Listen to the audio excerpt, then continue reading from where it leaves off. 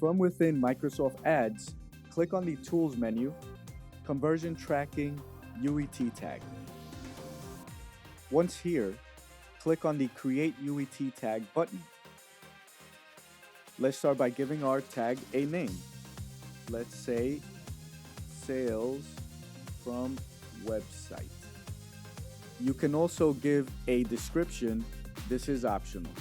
Let's click Save. Now you'll have the code to add to your website. One thing to notice is your platform may or may not have an area to put this code in right in settings. Some other platforms may require a third-party plugin, or you may require your webmaster to manually add the code.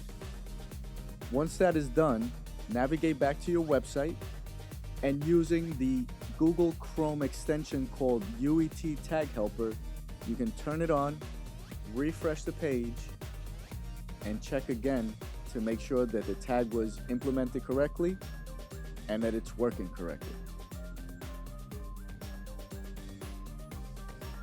Let us know if you have any questions in the comments, and please subscribe to stay up to date for everything e-commerce.